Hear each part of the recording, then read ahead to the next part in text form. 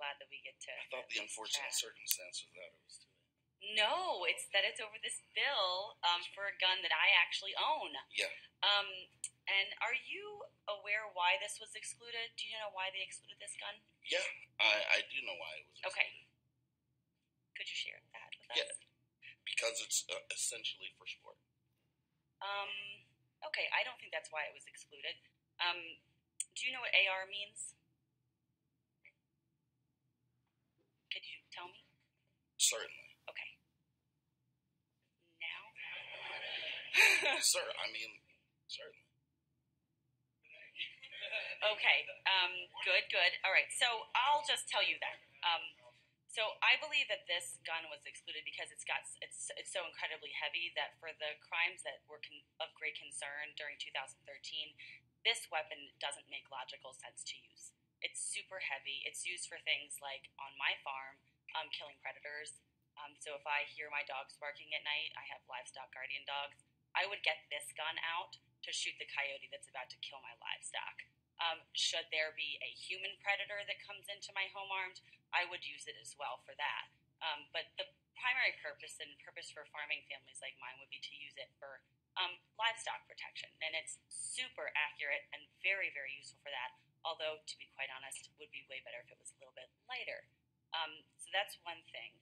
The other thing is that, are you aware that we did this great Justice Reinvestment Act. The whole goal of it was to make sure that we didn't put people in jail for things that weren't really a risk to society.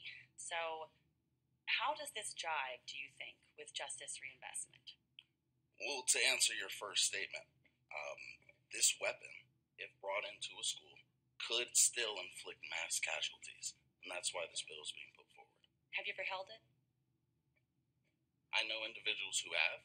And I've watched videos in which people use it, okay. And it's very destructive. Okay, if you had held it, you would know it's extremely heavy, and so it's important to realize that it is the least likely weapon to be used in something like this because it doesn't make logical sense. It's light enough for the two of us to both hold it, correct? You and I together, I should hope so. Okay. That's romantic. Yeah, we could do that, I think. Yeah. And you are also invited to my farm if you ever would like to come, and we can shoot it at my farm. Before I become a felon because I own it. So justice reinvestment. How does this jive with justice reinvestment when we're trying to get people in jail that are really a threat to our society, and people like me would end up being in jail because I wanted to have a weapon like this? So what day did you purchase this weapon?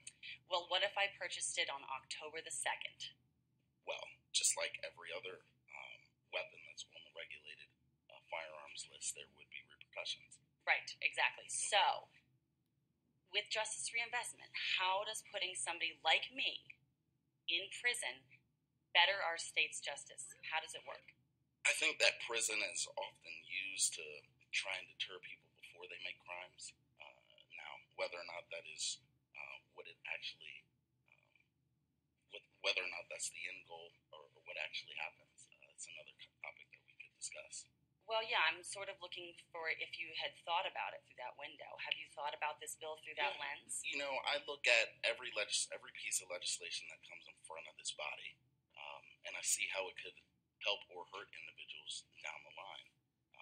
And this is one where you look at how this weapon itself could hurt numerous people all at one time, and then you weigh the fact that individuals who are supposedly law-abiding citizens understand that this is now against the law, and I believe that you behave accordingly. Okay, so no is the answer. You have not really thought about that through the justice reinvestment lens. So are you aware that MSP let us know in 2013 that this was the weapon that we would be able to purchase and that we would be safe under Maryland law? Do you know that many of these people in this room were given that information, and the reason that they're still here at, oh my gosh, almost 2 o'clock in the morning is because we trusted the state of Maryland to give us accurate information.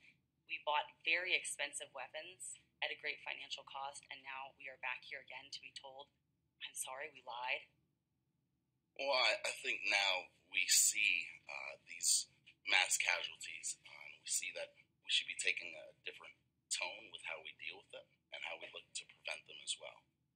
Okay. I have a great deal of respect for you. Thank you for chatting with me, and I think you have another career in another industry one day. Delegate Hartman, Yeah, I hope Delegate, that looks good for your. Delegate Hartman, Delegate Yeah. Pippy, and then Delegate Fisher.